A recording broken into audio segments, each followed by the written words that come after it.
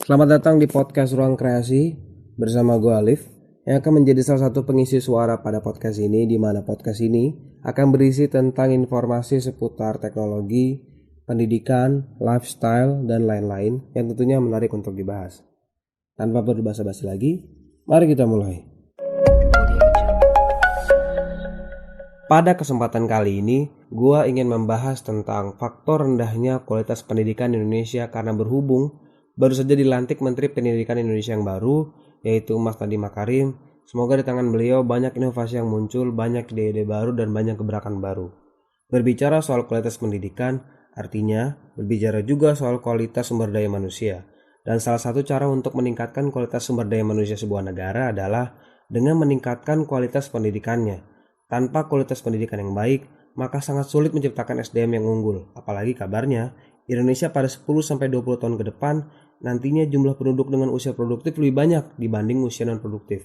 Maka dari itu, sudah sepatutnya untuk terus meningkatkan kualitas pendidikan agar di masa depan nantinya meningkat pula kualitas SDM yang dimiliki Indonesia. Menurut data berdasarkan Education Index yang dikeluarkan oleh Human Development Reports pada tahun 2017, Indonesia di posisi ke-7 di ASEAN dengan skor 0,622, sedangkan tertinggi diraih oleh Singapura dengan skor sebesar 0,832. Hal ini tentunya merupakan fakta yang harus diterima bahwa untuk bersaing di kancah ASEAN, kita berada di urutan keempat terbawah bersama Kamboja, Laos, dan Myanmar. Lalu, apa sih salah satu faktor yang membuat kualitas pendidikan Indonesia rendah? Pertama, rendahnya sarana dan prasarana. Dari segi sarana dan prasarana, pendidikan Indonesia bisa dikatakan kondisinya masih jauh dari kata mencukupi. Hal ini dapat kita amati sekolah yang terdapat di desa-desa yang letaknya jauh dari pusat kota. Misalnya saja, masih adanya gedung sekolah yang rusak ataupun tak layak pakai. Tak adanya perpustakaan serta laboratorium penunjang pembelajaran, sehingga hal-hal inilah yang mempengaruhi kualitas kegiatan belajar mengajar. Lalu yang kedua adalah kualitas guru.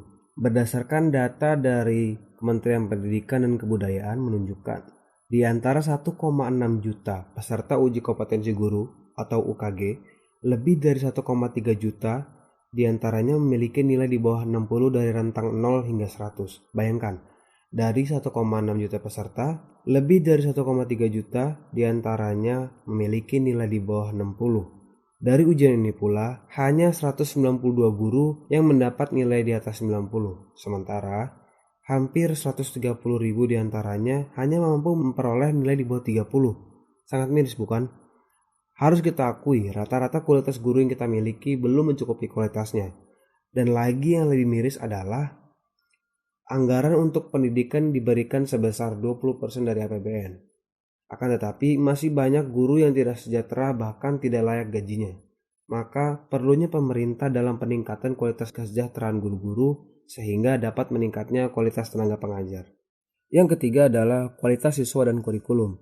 Yang dimaksud di sini adalah rendahnya rasa penasaran atau keingintahuan terhadap sesuatu di bidang pelajaran dan rendahnya prestasi siswa di kancah internasional, serta kurikulum yang sering berganti ketika pergantian menteri. Alhasil, siswa harus jadi kelinci percobaan dan beradaptasi lagi.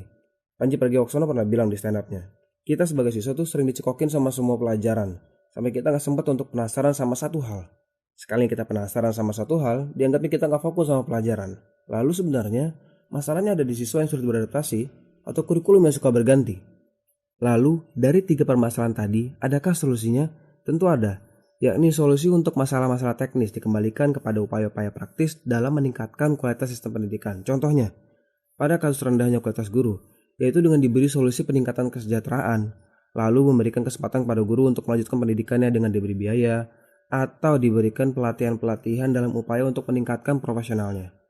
Lalu, kita yang berstatus masyarakat biasa dan bukan stakeholders dari kementerian, ada yang dapat dilakukan dalam membantu meningkatkan kualitas pendidikan? Ada, dengan terus mengingatkan pemerintah soal beberapa ketertinggalan.